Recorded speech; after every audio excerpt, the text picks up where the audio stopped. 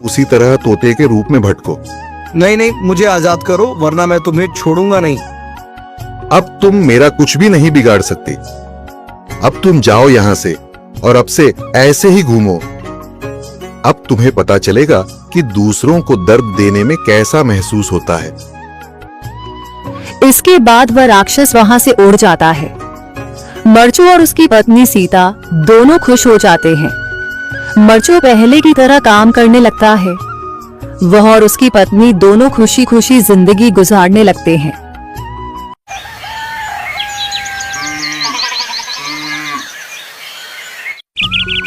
मरचू जंगल से लकड़ियां काटकर बाजार में बेचने गया, लेकिन उसे लकड़ियों के अच्छे दाम नहीं मिले। इस पर मरचू ने कहा, अरे भैया, इतने कम पैसे? इन पैसों में तो 2 वक्त का खाना भी नहीं मिलेगा। आप मुझे बहुत ही कम पैसे देते हैं। मैं इतनी मेहनत से लकड़ियां काट कर आता हूँ, लेकिन उनके पैसे मुझे बहुत कम मिलते हैं।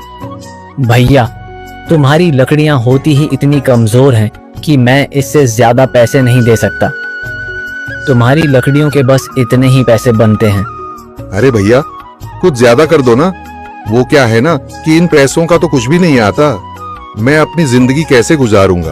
भैया, तुम जाकर अच्छी लकड़ियां लाओ, तभी इन लकड़ियों का अच्छा दाम मिल पाएगा, वरना इन लकड़ियों का तो यही दाम है।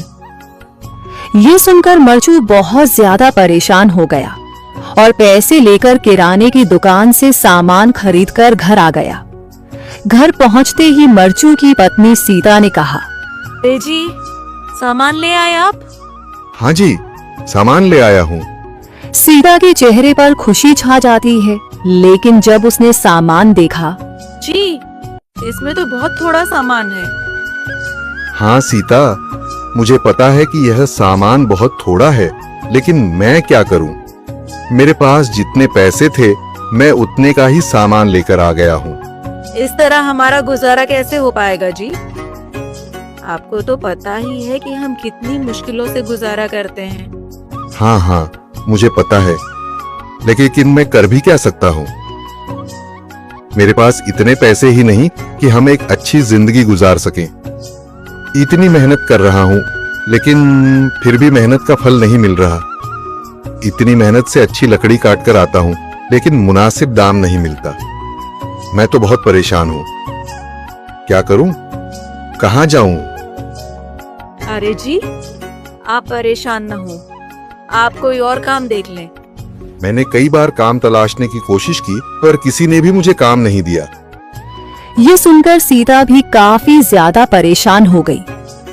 मरचू से सीता की परेशानी नहीं देखी गई। उसने अपनी पत्नी सीता से कहा, मैं फिर से जंगल की ओर जा रहा हूँ। अरे जी, अभी मत जाइए ना, वैसे भी शाम हो रही है। आप कल चले जाइएगा, अभी मत जाइए। ठीक है, अगर तुम रोक रही हो तो मैं नहीं जाता। मैं कल चला जाऊंगा। इसके बाद मरचू गांव में घूमने के लिए चला गया। तभी उसे एक आदमी मिला और उसने कहा, कहाँ जा रहे हो भैया? और सुनाओ, क्या हाल चाल है? जिंदगी कैसे गुजर रही है? अरे भैया, तुम्हें तो पता है कि लकड़ियां काटकर कैसे गुजारा होता है। हाँ भैया, तुम सही कह रहे हो। और आसपास के जंगलों में अच्छी लकड़ियां भी नहीं है। इसके लिए तो जंगल के अंदर जाना पड़ेगा। पर जंगल के अंदर तो काफी सारे जंगली जानवर होंगे। मुझे बहुत डर लगता है भैया। मैं जंगल में कैसे जाऊंगा? हाँ भैया, जंगली जानवर तो होंगे, लेकिन अच्छी लकड़ियां तो वहीं से ही मिलेंगी। ये सुनकर मरचू बहुत ज्यादा परेशान हो गया, लेकिन वह आदमी बिल्कुल ठीक कह रहा था। जंगल के किनारे की सारी लकड़ियां कट चुकी थीं। अब सिर्फ जंगल के अंदर ही अच्छी लकड़ियां बची थीं। अगली सुबह मरचू